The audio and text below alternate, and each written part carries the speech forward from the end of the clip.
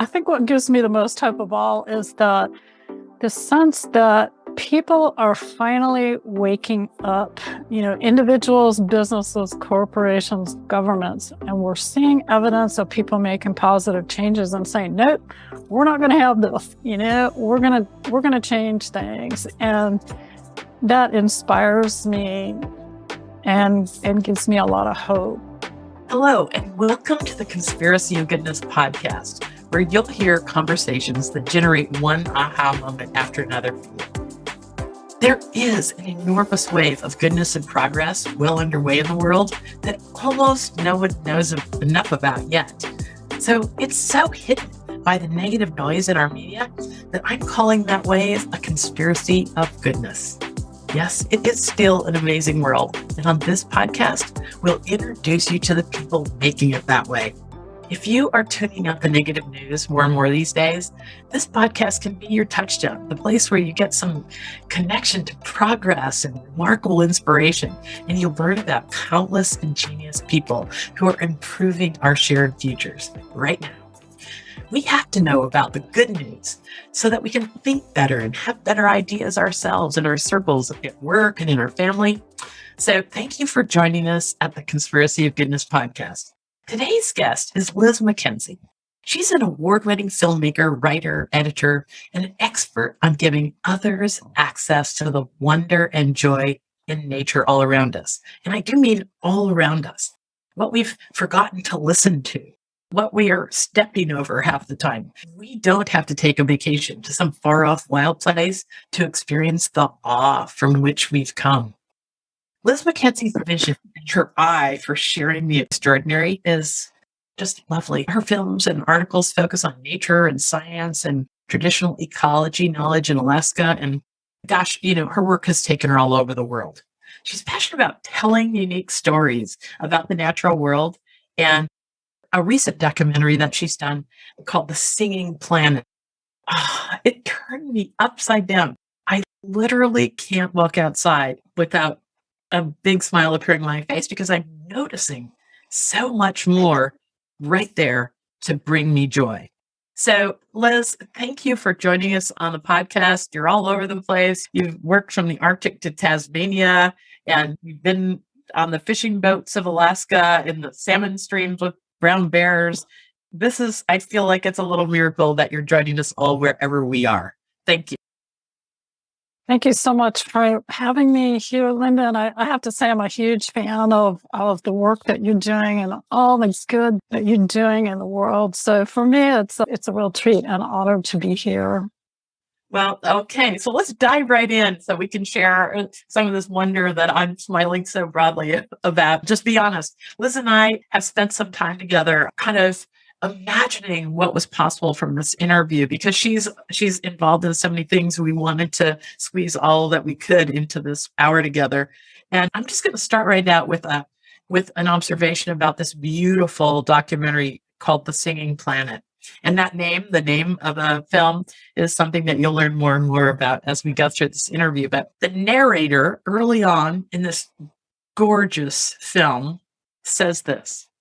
He says, "It's as if we've lost the ability to hear our greatest philosophers, our greatest teachers, scientists, and wisdom bearers." And I know what he's referring to is this voice of the earth concept. So turn us on to what's going on with this. And that's a good place for us to start. Well, the film follows two natural sounds recordists, Richard Nelson, who spoke those words in the beginning of the film, and Hank Lenfer. And it follows their recordings of natural sounds in Glacier Bay National Park. Bears and glaciers and whales and bees and, everything in between, really focusing on listening to the natural world. And this is something that humans have done for all of human history. Have been very acutely aware of the sounds around them. It's only in recent times that it's as if we've forgotten to listen to them. And there's a lot of competition for hearing the natural world. There's a lot of human-made sounds. But even when we're in places like maybe our neighborhood or our own backyard, are we listening? Do we know who these other voices are? And once we start to listen to these natural voices, it just expands and enriches our world. And one of the things that I love is that, as you've talked about, Linda, about going outside, and now you're hearing more, and you're hearing your neighbors, not just your human neighbors, but you're hearing maybe a robin singing or a hummingbird or the wind in the branches, and you're really aware of that. And so it just incredibly enriches our lives to be listening for these natural voices as well as all the other sounds that are out there.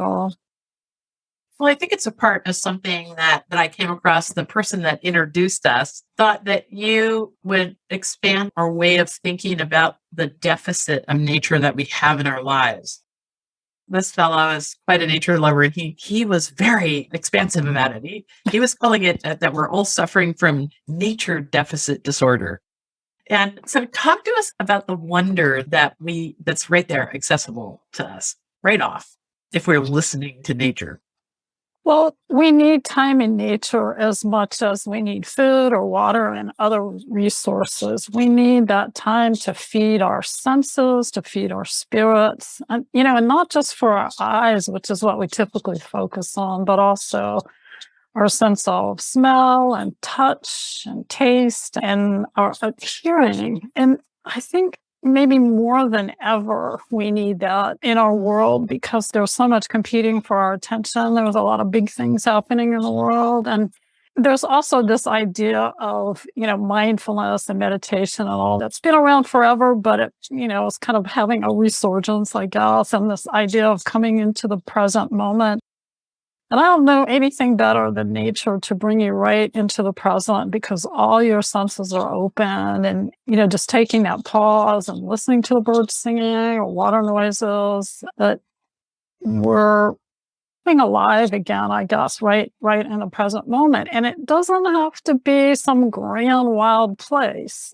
You don't have to go to a national park. You can seek out a city park or a green space or a county park or, maybe even your own backyard.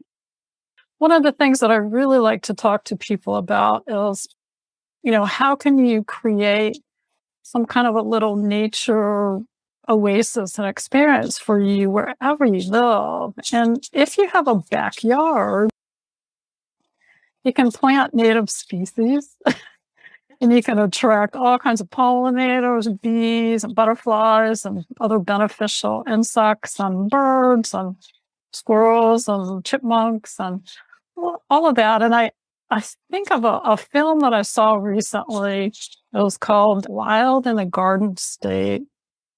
And it's a couple, David and Sarah Galloway, who lived in New York, right, smack downtown New York, and they had an apartment.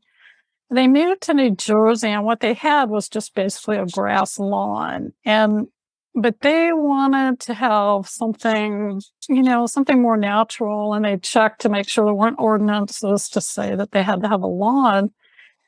And over a number of years, they transformed this grass into a beautiful biodiverse garden by planting native plants. And so they had everything, including monarch butterflies and nesting songbirds coming to their yard. So they went from this basically what was kind of a sterile environment, a lawn that needed chemical treatments and a lot of watering to keep it beautiful and green, into this beautiful biodiverse garden, a habitat for all kinds of plants and animals. And I think we're going to see more of this as we go on, and especially gardens that don't require a lot of water or chemicals. But, anybody can do this. If you have a little patch of lawn, you can do that. And if you live in a neighborhood that possibly has a vacant lot that could be turned into a green space, and maybe you could get it donated for that or fundraise for that to turn it into a green space. And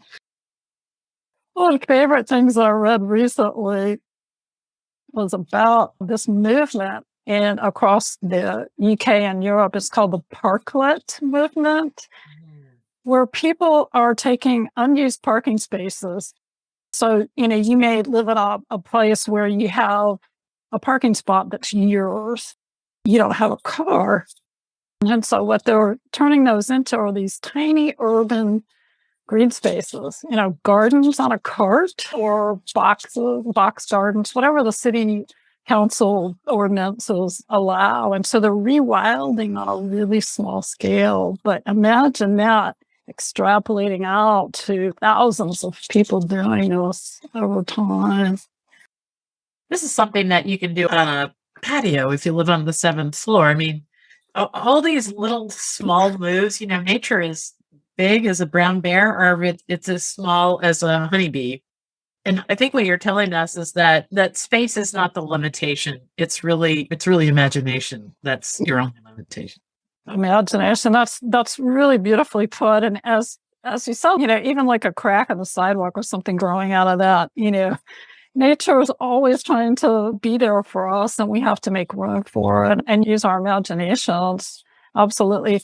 When I lived in Miami, I was, it was a very urban area. There were some palm trees around, because it was Miami, but all I had was a balcony and a lot of concrete around me. But I had a bird feeder on my balcony, and of course you have to be careful, birds want to run it into glass or anything, but I had regular visitors to my bird feeder, and it just made all the difference for me, being a nature lover in this urban area, to have those birds come visit. Yeah. An episode or two ago, we talked to Blaine Merker, and he is the one who started the parklet movement. Yes, it's funny that you should mention that. Yeah, he's an urban designer, and before he started working for this giant international corporation called Gell, he was part of the group who just rented the parking space for 2 hours, and they brought in all this stuff, and then they completely created a little parklet, and then they just watched what happened there for 2 hours. And yeah, people did take advantage of those little islands of nature in beautiful ways. And then, of course, things took off from there, and now they're redoing places in huge expanses of Boston and Chicago and Copenhagen and et cetera, et cetera. But every great idea starts with something small, and quiet, very often rather quiet. And that's what I loved about The Singing Planet. It's one of those lovely nature films that you can just get a favorite beverage, get in your comfy clothes, just get in the right state of mind to just let this all soak in. Because when you're done, it's like the world all around you has changed. I am interested in nature as well, and kind of an amateur bird nerd. But now, ever since I met you, I sit on my deck every day, little pair of binoculars, and now I feel like I know personally the wren and a few particular grosbeaks that visit all the time. And there's one hummingbird that comes right up to me. As long as I don't think about reaching for my phone, she'll stay there. But the minute I do think about reaching for my phone, off she goes. That's a funny thing that you talked to me about the other day. We might as well skip there since we're so close. Talk to us about what you've noticed in nature about our intentions, how animals seem to understand our intentions. Well, it's something that I have come across so many times as a filmmaker out in nature, that I've come to believe that these animals can sense our intentions. So I'll tell you a couple of stories from filming. In The Singing Planet, there are 2 sibling bears that you'll see if you watch the film. And we arrived in a skiff. There were 3 of us, myself and Hank and Nels, and there was a stream, and there were 2 sibling bears, probably a couple of years old, that were feeding on the salmon.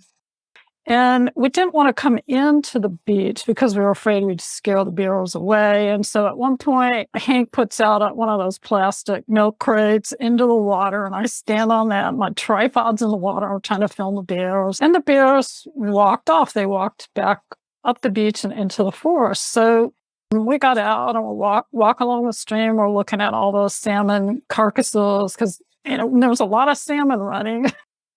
These are well-fed bears, and they high grade like crazy. They eat the brains and the belly, and then they'll go on to the next fish. So we're just looking at all that and all the paw prints. And then the bears came back, fully aware that we were there, and they let us stay with them at least an hour filming. And there was just a tiny little stream. It was low tide at this point, so the stream was small and very shallow. They could have easily have crossed upstream. We're close. But they let us stay with them and film them all this time. And, I think that they kind of sensed our intention that we weren't going to do them harm. But I also think that they sensed that we're there that we have good intentions. And I have a couple other stories for members of the food chain that are not so big. But before I tell you those, I'd like to just talk about George Shiloh, who was a very well-known researcher of mountain gorillas. And most people are more familiar with Diane Fossey, who came after George, but he was the first person to study gorillas, to be able to get incredibly close to them, to observe their natural behavior, all their interconnected relationships with each other. And people asked him, how were you able to do this? And he said, I didn't carry a gun. And all the researchers before him had done that. And he felt that the gorillas would, they would sense that intention just by carrying a gun. The gorillas would sense that. And Diane also did the same thing. She didn't carry a gun and was able to get incredibly close to these gorillas. But just give you a few more examples of why I believe that they can sense such a good intent. I had an experience on a salmon stream a number of years ago where there were a lot of salmon, in the stream, but just the conditions of that year, there was a pool a little bit upstream, kind of off the main track of the main river, that a bunch of chum salmon were spawning. And I've never seen them there before. I've never seen them there since. It was just a fluke that Richard and I were even there in the first place and saw this. And so we decided to come back and film them. And we brought, GoPros and put the cameras in the water. And we could see some of the behavior from above. But it wasn't until I went back and reviewed all the GoPro footage that this whole story was revealed, where there's this kind of a courtship dance between the male and the female salmon that goes on hour after hour. It's beautiful. It's kind of a love story, really, with these salmon. And so when I was watching this footage, I thought, I can't even believe we got this. It just felt like it was something that we shouldn't have been able to get, that the salmon would be afraid of those pros or our presence or something that, how did we actually get this? And that film the footage turned into a film called The Singing Planet, which was seen on social media all over the world. And it really struck a chord with people. And, we got these comments like, oh, Viva la Simon, and, lots of comments in languages that I don't understand, Arabic, and it was amazing. And, again, I really feel like it's this salmon, they sense our good intention. And that's what I'm going to tell you one more, because this is the most improbable of all. So Richard and I were filming timber slugs. Lots of people know them as banana slugs. They're pretty big slugs, and they're important. It's an important story to tell because they are they eat up sort of the waste in the forest, and they pass it through their bodies and turn this really nutrient-dense material that then helps to fertilize the forest. And so we wanted to tell this story, and we found a slug, and he was on a leaf, and we kind of moved him to a place where we thought we could film, and he was very active. And typically a slug, like the minute you do anything with them, they close up. And we had to move him to another place because the sound quality was terrible. The campground, people were packing up. It was in the morning, and I had to move to another place in another part of the campground. We never could get quiet enough. But the whole time he's being active and curious and those little things are moving. And so then we said, well, we're going to have to get in the car and go somewhere because, this is not happening. We're not going to be able to record his narration. So we put him in a box, with the lid was open and everything. And Richard's driving and I'm holding the box and I'm watching him as we're speeding down the road. And the slug crawls up just to the edge of the flap. And he's looking forward, like out the windshield. And it stayed that way for the entire drive. And then we got to a trailhead. We had to hike several miles in to find this quiet place that was a typical environment for him and put him on a rock. And he performed magnificently. He moved around and did everything that he would normally do about his life without, somebody picking him up and moving him like 5 miles away from his home. And when it was all over, there's even one point where Richard's reading out of his book, The Island with Sand. He wrote a passage about these slugs, and he's reading it to the slug.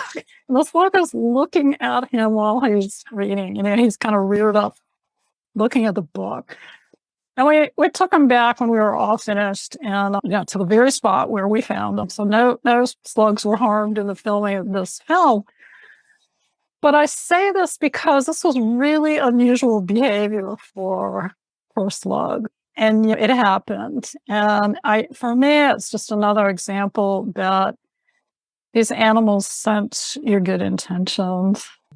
Yeah, this is probably a moment where if people just pause, even to think of moments that their time with their dog felt very cognizant, and then you keep reaching for animals that were less and less well known to you. There's some beautiful films right now. My Octopus Teacher is pretty darn interesting in that light. So we are mentioning a lot of things in this conversation, books and films and so forth. And I just want people to know that all this will be in the show notes. My producer is taking really good notes, and we'll make sure all the links that Liz and I are referring to are there.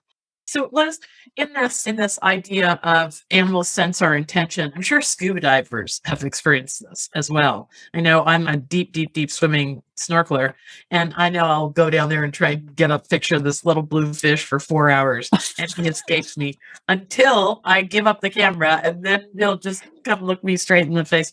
Most of us have some kind of a story that we can harken back to know what you're talking about. One step further, though, is you offered, and I don't want to get spooky here on folks, but is it a step further to think they can sense good intention? Just like really embrace it? There's plenty of stories in nature like that too, where they almost advocate for themselves in the process of interacting with us. Yeah, I really believe that just from my own experience, that they sense our good intentions. And I've had times where I needed a shot of a bear getting salmon on a particular stream that I was filming, and the bear shows up, grabs the salmon, and goes back in the woods.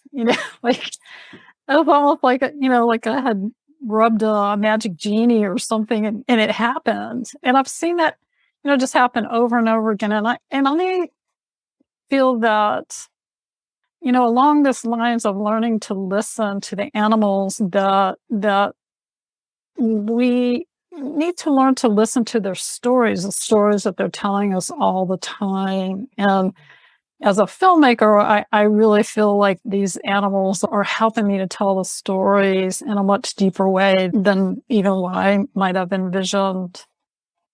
Yeah. One of the things that I'd like you to comment on is this. There's a movement now, I wonder how you feel about it, called slow birding. So if you've ever had even the slightest interest in birds, you may remember that, it feels like a lot to just go clambering off into the woods, following some bird sound with your giant binoculars around your neck and so forth and so on. Well, this slow birding movement is to just create moments when birds can come to you, or you just simply listen for birds. And there's even a wonderful app on the Cornell Ornithology Department has created. I'll make sure that's in the show notes too. for just listening and identifying birds. Talk to us about this listening to nature and birding by ear, or just the wonder of this whole concept of listening. Are there bird things we should know that we aren't even aware of? Like, what? I just expand on that. You said that Richard once points out that birds fight their battles with songs. Yes, there's a beautiful quote from one of his books that says, "The great wisdom of birds is that they fight their battles with songs." And you may know that in the spring, when the mating season is happening, at least for us here in North America, the way the birds are declaring their territory to other birds and also attracting mates is by singing. And it's really interesting. We have Russia's beautiful, incredible, ethereal songs of thrush, and we're lucky to have 3 different varieties of thrushes here, 3 different species. And the swains and thrushes will not only, one bird will sing on one tree, and then you'll hear another one in response, and maybe a third one over here, but they will actually change the octave of their song between these birds. It's the same song, but it's a different octave. And, it's just amazing. But learning to hear the voices and knowing who's making the voices or making the sounds, who's talking to you, is a pretty wonderful thing, because even if you can't see the birds, and often you can't, you might be lucky to see the birds. But if you hear the voice, then you know who's saying hello to you. And that's a really wonderful thing. And it goes again to knowing who your neighbors are, not just the human ones. That's such a lovely concept too. In our times, it's easy to feel lonely.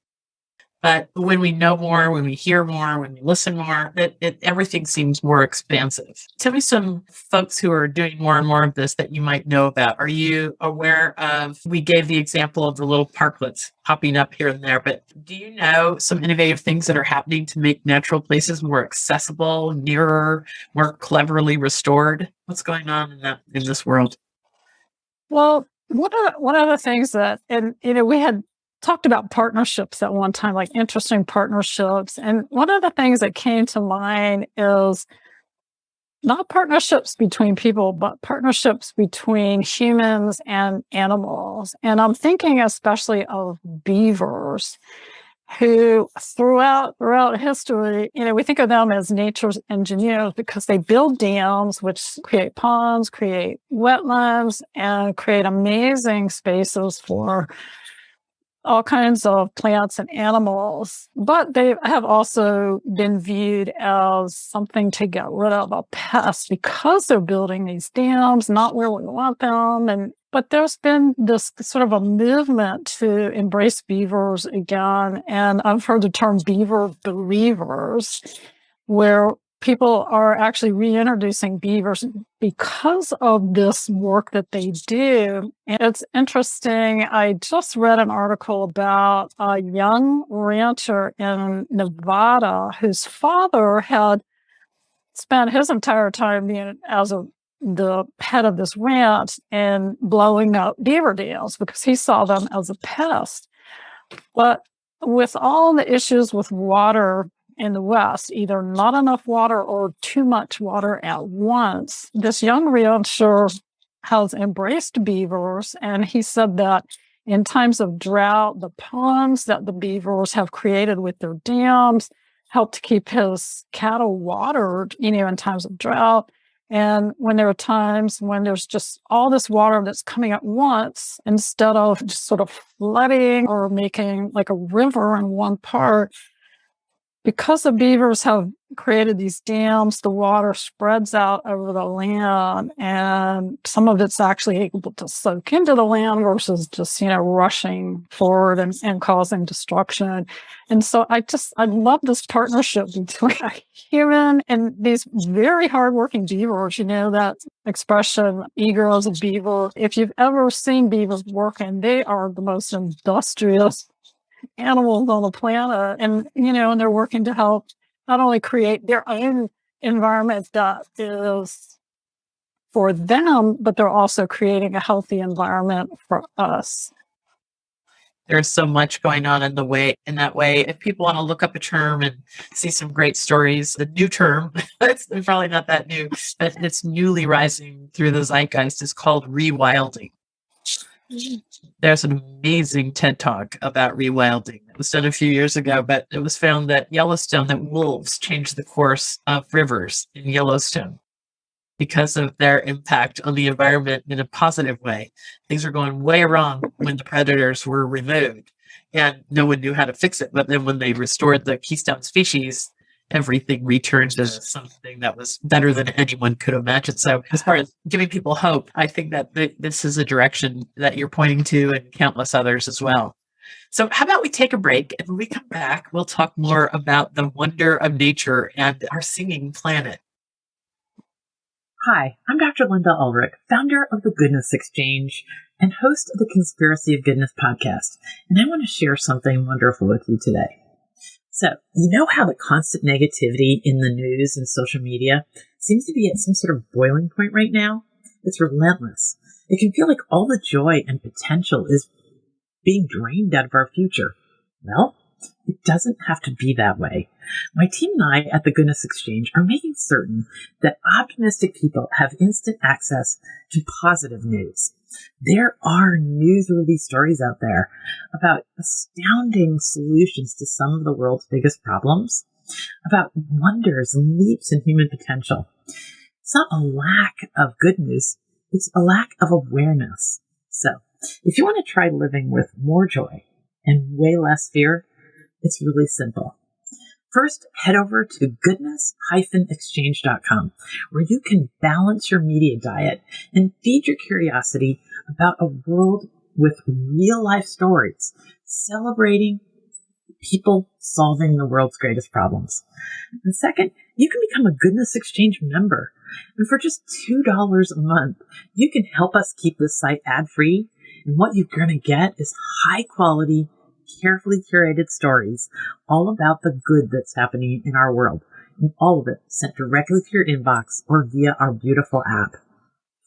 In the face of all the negative noise and often discouraging things that happen in our personal lives, you'll be the one who can stay on your feet. You can point to possibility and be the person who makes opportunity out of setbacks. People who use the Goodness Exchange have a spring in their step. Every day they radiate joy and confidence because they know far more about the complete picture of what's going on out there in the world. You can do more and be more in a positive way for your kids, your coworkers, your family, and all the people around you, because you're going to be filled with stories of goodness, remarkable, ingenious solutions, and progress. Super simple to open the door to a new landscape of possibility for yourself and others. Just get instant access to what's right with the world and leave all the negative noise behind. You can use it every day by heading straight over to goodness-exchange.com/join. And you can get 14 days on us when you sign up for this membership. Thanks so much. We hope you'll join us in making the world a better place. There is a conspiracy of goodness going on. And if you're listening to this podcast, you're probably part of it. Okay, so we're back. We're here with Liz McKenzie, award-winning filmmaker, writer, and editor. She's an expert in giving others access to the wonder and the joy in nature all around us. And I do mean all around us, in the crack in the concrete, in a tiny piece of grass that may be in the corner of our yard unattended. So, Liz, thank you so much for joining us. Let's continue our conversation about the wonder that's all around us. During our break, we were chit-chatting a bit, and my producer asked for more stories. Tell us some more stories of moments in nature that kind of turned your thought process upside down a bit. Oh gosh, there's every time I go out, there's something that changes my thought processes, honestly. But I just a couple of things that came to mind. I was filming a dragonfly on the edge of a salmon stream and feeling so lucky that I actually, found this dragonfly and could get close enough to it and didn't fly away or anything. And and it's fluttering its wings. It was beautiful. And as I'm filming, I'm on a bank, so that goes down to the stream, and I can't really see below the bank. And as I'm filming up close to this dragonfly, a bird comes up from below and eats the dragonfly. I mean, Get it on film. I did. That was a very real moment there out in nature. Very real moment. The other thing that comes to mind, and it's maybe might seem like a really small thing, but to me, it kind of changed my whole world.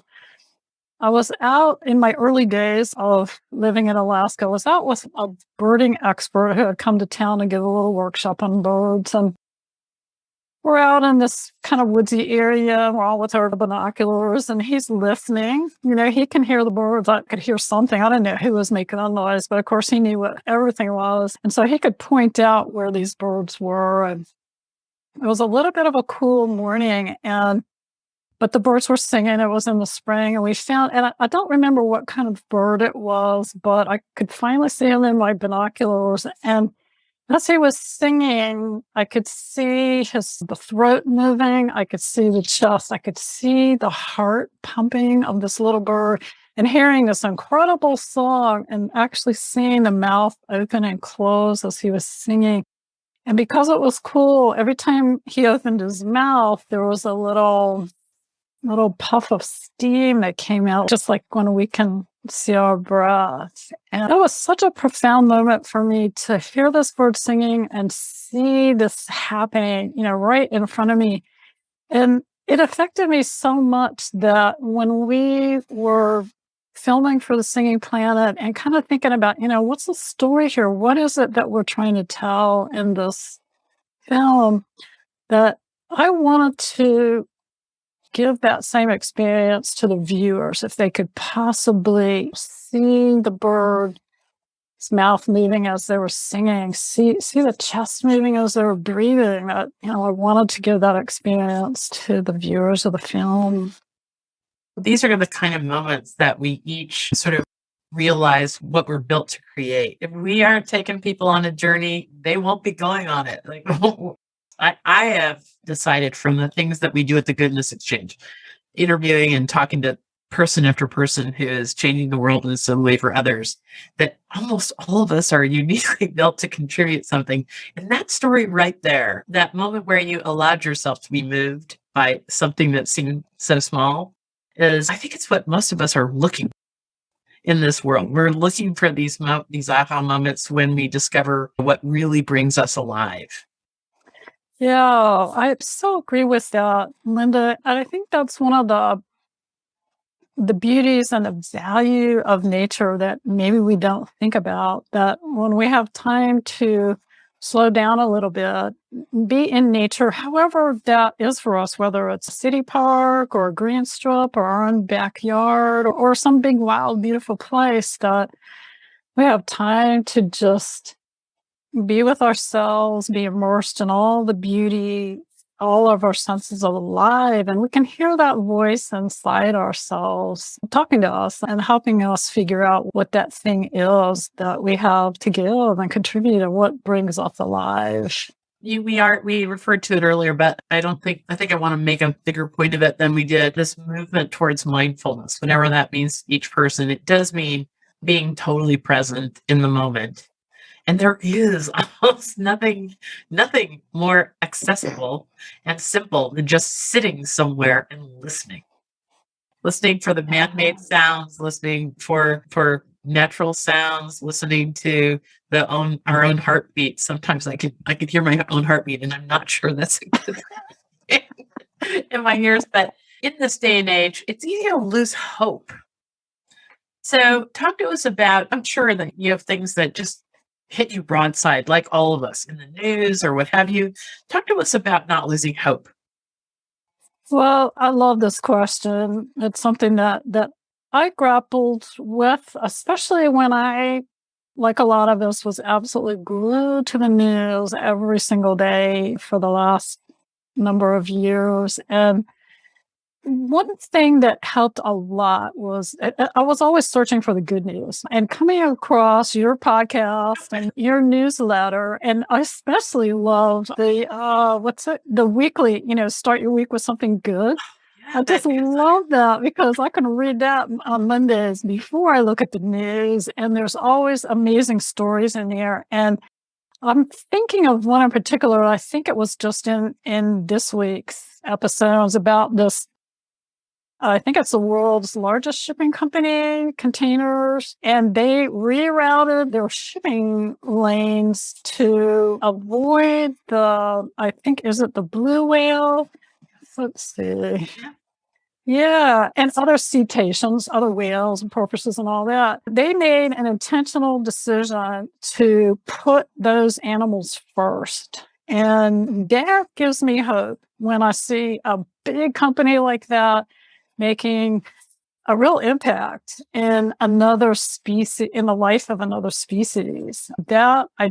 I love that. And it gives me hope. And there's stories like that, big stories and little stories all the time.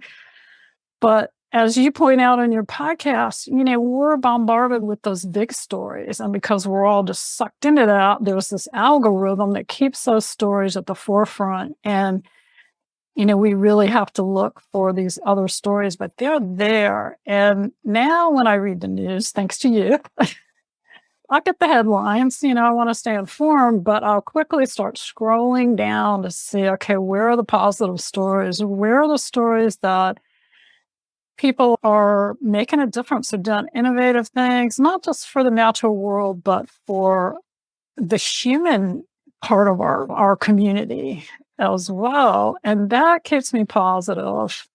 I will tell you that things have changed. There is a giant wave. When I started the Goodness Exchange in 2013, we figured out we had to look through about 300 or 400 pieces of awful news to find one or two good ones to put in that Monday newsletter. For people who might be interested, if you go to the Goodness Exchange, goodness-exchange.com, you can sign up for our Monday newsletter, and that's what Liz is referring to. It is extraordinary. It is. It's just, even though it's my team that's producing it almost every week, I'm moved to send them some note about this week's letter. I'll tell you, what I ask people these days is, as we all try and pull the plug on our negative news consumption, what you're saying, like our eyes being constantly drawn to the doom and gloom.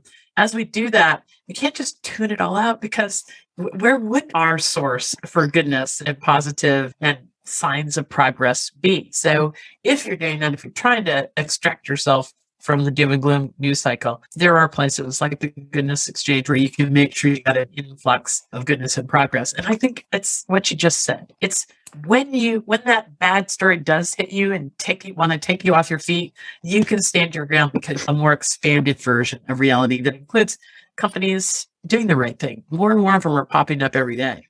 Well, absolutely. And I think what gives me the most hope of all is the sense that people are finally waking up, individuals, businesses, corporations, governments, and we're seeing evidence of people making positive changes and saying, nope, we're not going to have we're going to change things. And that inspires me and gives me a lot of hope. Yeah. And it's happening in the natural world. People are waking up to what we can each contribute to the thriving of the natural world. Absolutely. And, we had, at one point in all our conversations, we had talked about this idea of I think it's called greenwashing. Yes. Okay.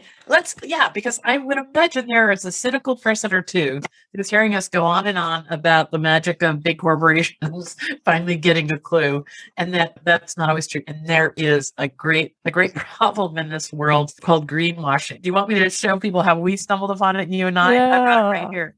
Yeah, so I was just chatting and doing a pre-call chat with Liz, and I had a very, very important scientific magazine. I'm not going to throw them under the bus because I think they do great work, but I had this scientific natural history kind of a magazine here, and I said, take this for example. There's an article all about healthy forests for a healthier you, and then I thought I was reading an article about healthy forests, and then it says how paper connects the world to nature.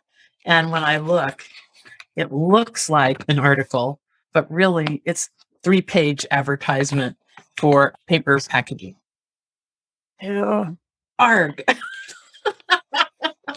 So talk to me about what you think about greenwashing and what kind of salmon are we supposed to eat anyway? And all these important, we need some tools in our toolbox here.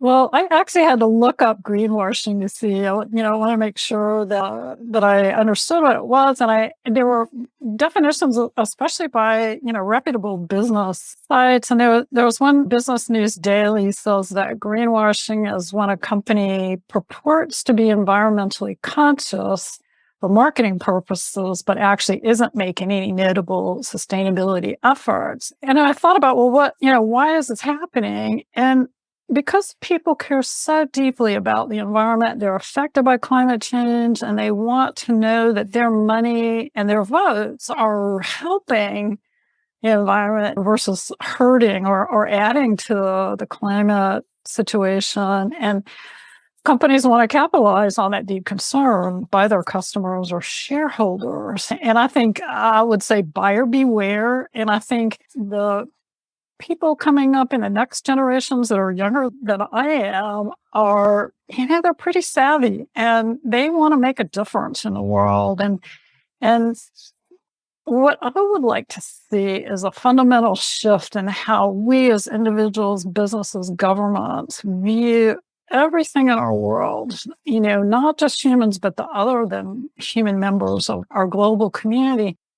Not just as a resource for our benefit or for profit, but as an integral, connected part of our living community. And I would say, if we consider all of it as part of our family. And so the stories that I think of for corporations that are doing some really interesting thing. There was the one for the container line that altered their shipping routes for the blue whales, putting the whales first. Just recently in the news, the owners of Patagonia, it's valued at $3 million.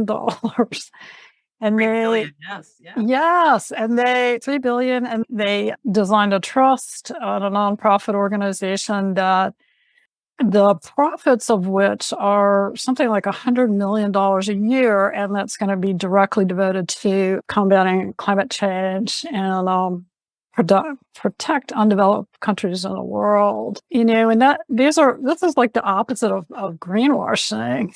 And I recently saw another fantastic documentary by the National Geographic, and it actually came out in 2016 or 2017, but it's called Into the Canyon. And it follows a National Geographic photographer, and I think the other one's a writer for National Geographic, and they decide they're going to hike the entire Grand Canyon to highlight, what's happening with the canyon and the beauty of it. And they're down in the canyon, which now there's no trails or anything. It's a really arduous undertaking. But at one point, they come up to the rim of the canyon because there's going to be a meeting with the Navajo Nation Council about this proposed project called the Escalade Project by developers who wanted to build a huge complex on the rim of the Grand Canyon on Navajo land and a tramway that would take people down into the canyon. And they estimated it would take about 10,000 people down into the canyon at the confluence of the Colorado River and the Little Colorado River. And this is a beautiful area where the Little Colorado River is actually, the water's a blue color because of sediments that are being washed out in the water. It's also an area that's sacred to the Navajo, the Hopi, Zuni, and other Native peoples. And there had been an earlier sort of agreement or proposal that the Navajo Council was going to go along with this development, but there were especially elders who lived in that area that were against it and were fighting and for quite a few years. And so the National Geographic folks are there, they're filming this meeting, and there's discussion back and forth between the developers and those in the council that are for this development and those who don't want it. And the most touching thing was when one elder stood up and said to those in favor of the project, you have not consulted with the water people. You have not consulted with the wind people. It's not just the human people or the bank account, but the wind and the water people, which are a really important tenet in Navajo understanding that these are elements of the world that provide guidance and instruction, these other than human elements. And that's a very different viewpoint than what the developers were where they were coming from. And so there was a vote. And after 6 years of resistance by these local families, the Navajo Nation Council voted down the bill that would have paved the way for that so-called Escalade development. So just incredible. And then, so you have this government, tribal government, these corporations that are really taking a much broader look at what's happening and saying, wait a minute, this isn't all about profit. And on the other hand, we have the SpaceX rocket test site in Boca Chica, Texas. They've applied for permitting to expand this site even bigger. But the Fish and Wildlife Service has documented a marked reduction in several endangered species of birds. And there are also the area around the SpaceX complex has some protected wildlands. And so it's not just the birds, but it's sensitive habitat for lots of other wildlife. And so this expansion is in question, whether they're going to be able to get the permitting or not. And I think my question is, if we look at these proposals, look at any sort of project that we're going to undertake and take a viewpoint where we're listening to these other voices, not just the human ones, but the other than human voices. And is it worth losing a species or contributing to their loss or decline to test the SpaceX rockets? To me, that's really the essential question. And I'm not at all against space exploration. I'm so excited about the James Webb Telescope and all of that. But I also think we need to take care of our own backyard. We need to be thinking about that in our decisions. And in Alaska, with our salmon, a lot of us feel really strongly that we should always put salmon first in all of our decisions in this state.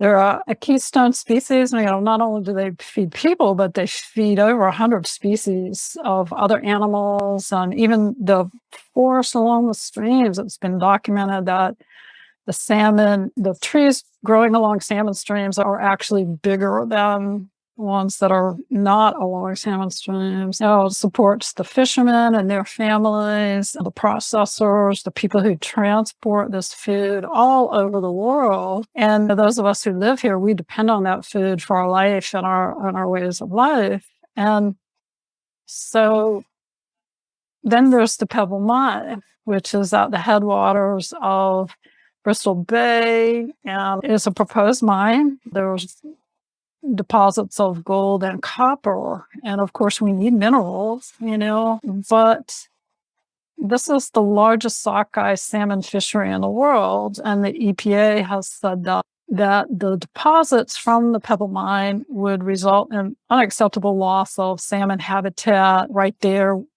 where the mine would be, and also downstream out into Bristol Bay. And now I think about, so you mine the copper and gold, and once they're gone forever.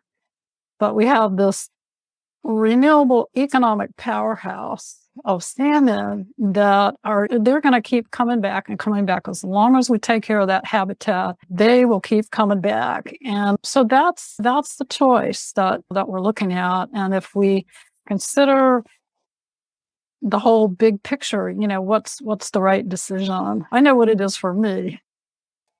Oh, I love this. Are we listening to the wind and the rocks? That is just, I don't think that's a stretch. I don't think I even need to use my imagination on that. It's a focusing phrase that takes into account everything that you've mentioned that we have to consider before we literally trash something that can never be restored. So Tell me about a few more questions about your view of what's possible. How about a peak moment? Do you remember a peak moment when everything seemed to shift for you? I know you told us a number of stories, a moment when something fundamentally changed and caused you to change the direction that you were headed. Yeah, gosh, I think for like a lot of us, we have a lot of moments like that. But I think if I was going to narrow it down to one, it would be moving to Alaska and meeting Richard Nelson, who, as I say, he was a cultural anthropologist, a writer, hosted Encounters radio program, star of many of my films. And I learned a lot of things from him. But in the context of this conversation, I think one is that it's okay to be a nature geek, Okay. which I've kind of always been. But, especially when I was living in Miami, you just kind of keep that to yourself. And I have always, as long as I can remember, I've always had this feeling that everything in the natural world was as much my family as my own family, that there was this kinship with everything else in the world. Outside of my family, who I think nurtured that in me, I didn't know that anybody else really felt that way.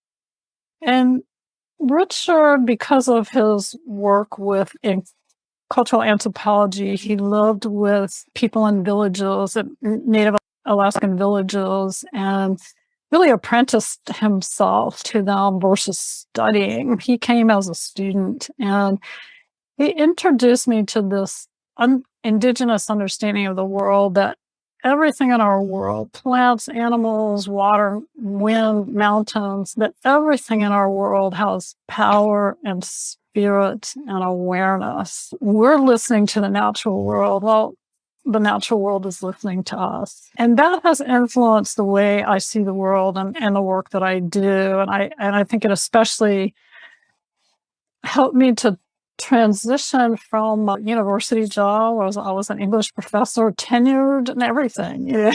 Oh gosh, we didn't even start with how you got here, but I did not know that about you. Yeah. And I love teaching. I absolutely loved it. But I had started doing some filmmaking. I'm a writer also. And I love, nature's always been my first love. And at one point, I had an opportunity to make a series of films for the North Pacific Research Board about some research that they were doing on the Gulf of Alaska. And I just took this leap to filmmaking as a full-time job and writing also. But Richard really helped me understand that that's really where my heart was, and maybe that's where I could contribute, was to telling these stories in the natural world.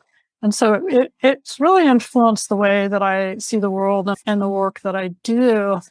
And this idea of, nature having power and spirit and awareness, it's been really interesting because I've seen that so much in my work as a filmmaker, on the way the animals seem to respond to my being there and the work that I'm doing. And even fish. I spent a lot of time with these beautiful little Arctic cod for another project I was working on for some research up in the Arctic, and hundreds of hours along salmon streams with spawning salmon and salmon laying eggs and all of that and dying. And what I came away with is that it changes the way your relationship with another species, and it reinforces the idea that we all belong to each other, all of us, and there's a kinship that we all share.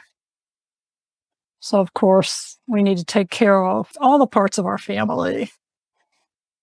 That is lovely. That's a beautiful thought to close on. What needs to happen to be able to take your work to the next level of impact and so forth? What's going on next, Liz? Well, thank you for asking that. Well, I am continuing my work that hopefully is showing all these amazing animals and plants and where they live, and revealing those stories, and with the hope of opening hearts and minds and ears and eyes so that people see them as something, not just food or resource to be extracted or something to watch on TV or even to go out and enjoy ourselves, but as fundamentally important to our well-being and the well-being of the planet. And to continue that work is always having that financial support to do that. And so, honestly, an angel that would help me with that support would be fantastic. And another thing that I would love to team up with businesses and corporations and governments and politicians that truly want to shift their approach to the environment, and not the greenwashing, but the ones who really want to make a difference and show them the singing planet, and have conversations about what it means to consider these other voices on the planet and listen to these other voices and decide how we're going to act. This is at the core of it.